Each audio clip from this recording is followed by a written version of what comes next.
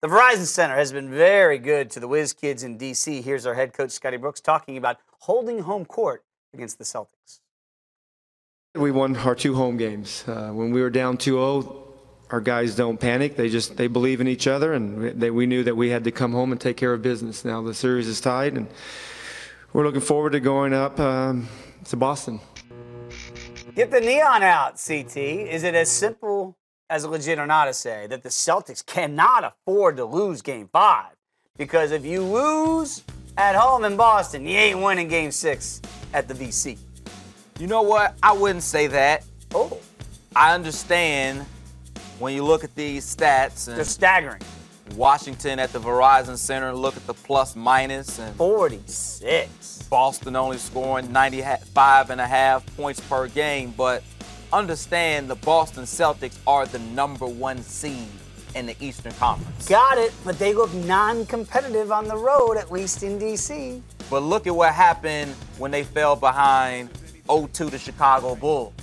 They went to the United Center and won both of those games on the road. Without Rondo. Different team without Rajon Rondo, but they still have a sense of confidence that we can win games away from home. Okay. So even if you go down 3-2 in this series, I think the Boston Celtics and Isaiah Thomas and Al Horford, a guy who's a veteran player who has a lot of playoff experience, I think they could potentially win Game 6 and 7. I'm not saying that they will, but the question is it a wrap? Do they have to win Game 5 or this series is over? I wouldn't go there because how much experience do the Wizards have in closing out teams? This is what you always hear in sports. Closing out a team is the toughest thing to do in the playoffs. So just because the Wizards will have a 3-2 lead, that doesn't mean that the Wizards would be able to close this out at Game 6 in the Verizon Center. And so all the Celtics have to do, what do you say? What do you hear coaches say? Take it one game at a time. Win one game in D.C.,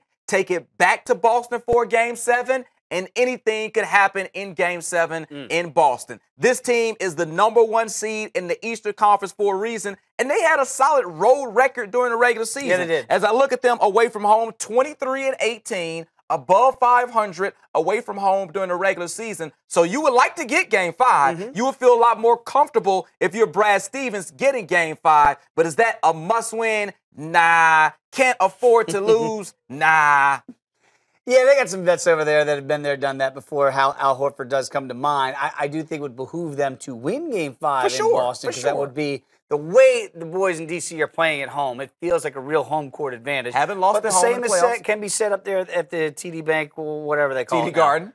So whatever the hell it is No now. doubt. It used to be the old Garden. So now all of a sudden you can see that there's a real home court advantage for each one of these teams. Absolutely. So the same could be said about the Wizards. Hey, how are you going to steal one in Boston? Because you got to do that if you're going to win the series. Yep. We'll find out.